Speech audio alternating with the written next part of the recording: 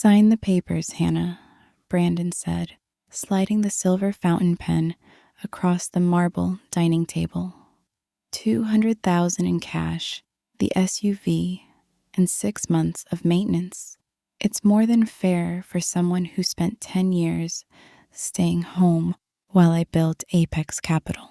His new vice president, Victoria, didn't even try to hide her smirk as she adjusted her designer blazer.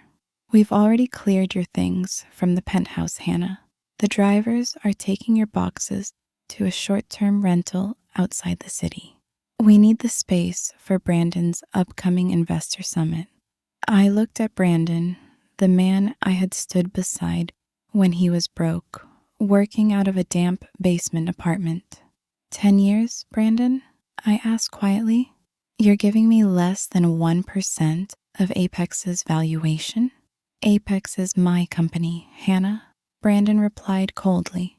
You are just a spectator. You have no business background, no equity, and no proof you ever contributed a dime. Take the offer before my lawyers reduce it to zero. Victoria smiled patronizingly. Don't be emotional, dear. Accept reality and walk away with your dignity. They expected me to cry. They expected begging or a furious screaming match that would validate their belief that I was just a needy, unstable ex-wife. Instead, I picked up my coat, slid the pen back across the table, and looked Brandon straight in the eyes. I won't sign, I said softly. I'll let my representatives handle it. Brandon laughed. Good luck paying retainer fees on your own. I walked out into the cold night without looking back. What Brandon and Victoria had completely forgotten or never cared to learn was how Apex Capital was actually built. They forgot that before I became Brandon's quiet wife, I was a senior quantitative analyst for a top-tier hedge fund. They thought my years spent at home were spent sipping tea. They didn't know I spent every night writing the core algorithmic trading engine that made Apex Capital a multi-million-dollar fund. More importantly, Brandon made a critical assumption. He assumed I had gifted him the proprietary code. Over the next 3 months, I moved into a small, functional apartment and got to work. I didn't hire a flashy divorce lawyer. I hired a relentless corporate litigation firm and pulled out the original 2017 server, deployment logs, and intellectual property filings. Brandon was launching Apex's new $50 million institutional fund on Friday. He had promised 60 global investors exclusive access to our automated trading engine. What Brandon didn't know was that 6 years ago, I registered the core trading engine under my personal entity, Quantum Arc LLC, and granted Apex a revocable, non-exclusive license that expired upon any unauthorized transfer of management or attempted dilution of founding equity. Friday afternoon arrived.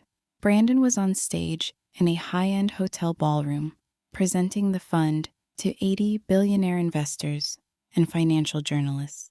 Victoria stood at the side of the stage, glowing with pride. Right as Brandon clicked to demonstrate the live execution module, the main presentation screen flashed bright red. System error. License revoked for fraudulent dilution. Panicked whispers erupted through the ballroom.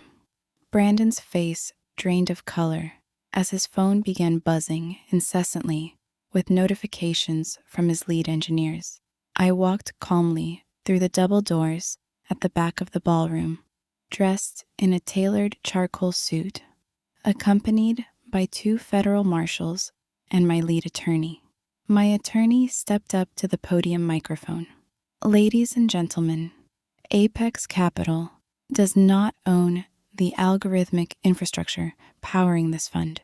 As of 30 minutes ago, Quantum Arc LLC has formally revoked Apex's operational license due to material breach of contract and unauthorized asset conversion. Brandon stumbled off the stage, his voice cracking. Hannah, what are you doing? You're destroying my life. I looked at him calmly. No, Brandon, I'm taking back my code. Within 48 hours, every major investor pulled their capital. Apex Capital collapsed under regulatory audits and breach of contract lawsuits from enraged clients. To avoid total bankruptcy and criminal fraud charges, Brandon's board stripped him of all authority and forced a distress liquidation. I bought Apex's remaining physical assets for pennies on the dollar and rebranded the entire firm under Quantum Arc. Today, I run the firm from the top floor office Brandon used to brag about. Victoria was let go, and Brandon now works as a mid-level analyst for a rival firm, paying off millions in legal debt. Never let anyone convince you that your quiet presence means you are powerless. Sometimes, the most dangerous person in the room is the one who built everything in silence.